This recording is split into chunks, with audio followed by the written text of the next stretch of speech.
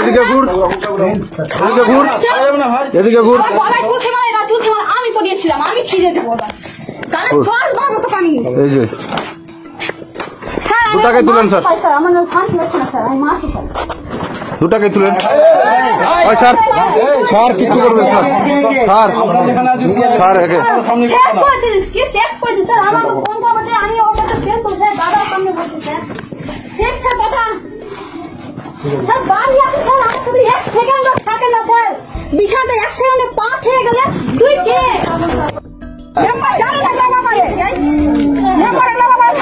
ওই ছেলেটাকে অত্যাচার করে মেয়েটা, জানেন না? যে ছেলেটাকে আমার দিয়ে হয়েছে, আরো 2টা ছেলেকে কিছুদিন আগে বিনা কারণে ফাঁসি দিয়েছিল, বেলা ফোন করেছে, হ্যান করেছে, মেয়েটাকে বেলা টাকা দিতে চেয়েছে। কি হয়েছিল বলে?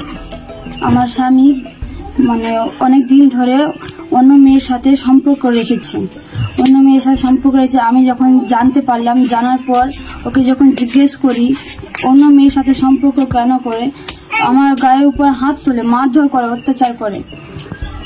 25শে ডিসেম্বরের দিন বাড়ি আসে, ফোনে ছবি দেখতে পাই, ছবি দেখার পর ওকে প্রমাণ হাতে দিয়ে দেখার পরে ওই আমার উপর মারধর করে, অত্যাচার। কার ছবি দেখতে পান? মেয়ে আর অবৈধ মেয়ের সঙ্গে সম্পর্ক যার সঙ্গে আছে, নুপুর মন্ডল আর আমার স্বামী, ছবি দেখতে পাই ফোনে। ওকে দেখায়, দেখানোর পর ওরা আমার উপর মারধর করে, অত্যাচার করে, বাড়ি থেকে চলে যায়। চলে যাওয়ার পর বাড়ি থেকে আমাকে তাড়িয়ে দেয়, মারার চেষ্টা করে, কেরোসিন তেল ঢেলেছিল গায়ে, গলা চিপেছিল, মুখে বালিশ চাপা দিয়ে আত্মহত্যা করার চেষ্টা করেছিল।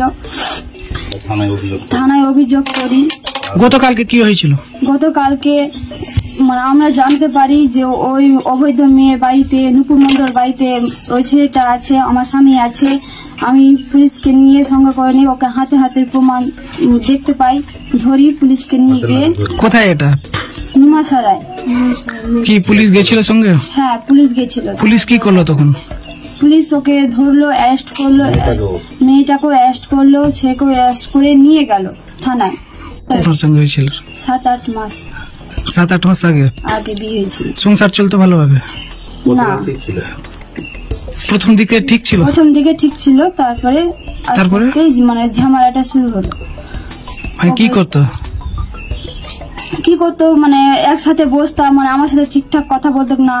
হ্যাঁ, অন্য মেয়ের সাথে ফোনে কথা বলতো, জিজ্ঞেস করতাম আমার সাথে, মানে অন্য ভাবে মুখে ভাষা খারাপ করে গাল দিত, বকতো যে তোর জানার কি আছে, এরকম ভাবে মানে অত্যাচার। আমি আমার শাশুড়িকেও বলতাম পুলিশে চাকরি করে, তো আমার কেউ কিছু করতে পারবে না, এরকম ভাবে আমাকে মানে বলে।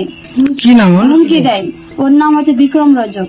আপনার স্বামীর নাম? হ্যাঁ, ও মানে নুপুর মন্ডলের বাড়িতে এসেছিল আমার স্বামী, প্রায় আসে, মানে রাত করে আসে, 10টা-11টার সময় আসে, মানে ওখানকার লোক ঘুমিয়ে যাওয়ার পর রাত করে আসে, সব জানতে পারে, মুখে মাছ দিয়ে আসে।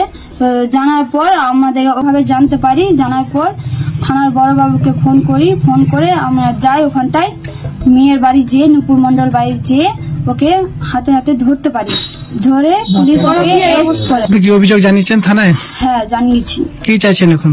আমি ওর শাস্তি চাইছি। কি আগামীতে সংসার করবেন ওর সঙ্গে চাইছেন? হ্যাঁ, ওই ভালোভাবে যদি চলে তাহলে সংসার করব। আপনার নাম? আমার নাম নিকিতা রজক। পরিবারের সকলের সুস্থ থাকার একমাত্র ঠিকানা কাঁচরাপাড়া পলিক্লিনিক বা নাইট অ্যাঞ্জেল নার্সিং হোম। কেনাকাটার একমাত্র ঠিকানা আগমনী বাসন্তী। মনের মতো খাবার খেতে হলে চলে আসুন কাঁচরাপাড়া নিউ কেবিনে।